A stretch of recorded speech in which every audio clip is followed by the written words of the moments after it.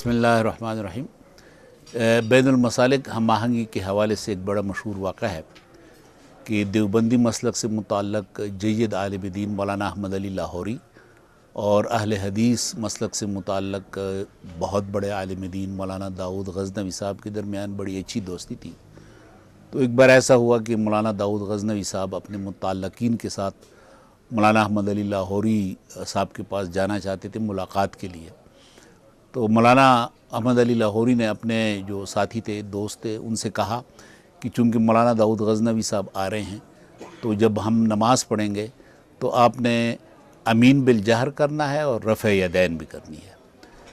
उधर मौलाना सैयद दाऊद गज़नवी साहब ने अपने साथियों से कहा था कि चूँकि हम मौलाना अहमद अली लाहौरी साहब के पास जा रहे हैं तो वहाँ ना आपने रफ़ यदैन करनी है और ना आमीन बिल जहर।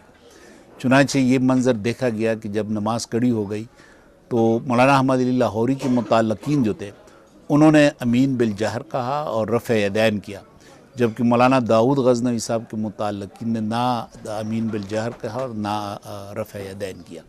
तो ये अब देखिए कि किस तरीके से दो मुख्तलिफ़ मसालिक से लोग जो थे, जो उलमा का मनहज है, उलमा का तरीका है कि उन्होंने एक दूसरे के एहतराम में अपने मसलक से वक्ती तौर पे एहतराज़ किया। तो ये एक हमारे लिए मिसाल है और नमूना है। अब ये जो वाक़ा है इसको हम वसत भी दे सकते हैं, और वो इस तरीके से कि जो अहले तशय्यो हज़रात हैं और अहले तसन्नुन, इनके दरमियान ज़ाहिर है कि मसालिक का इख्तिलाफ़ है।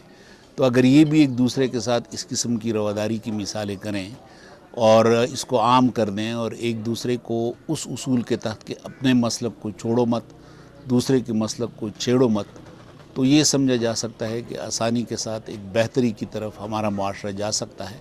और ये कोई नामुमकिन बात नहीं है, क्योंकि दोनों मसालिक जो हैं ज़ाहिर है कि ये सदियों से तश्कील पा चुके हैं।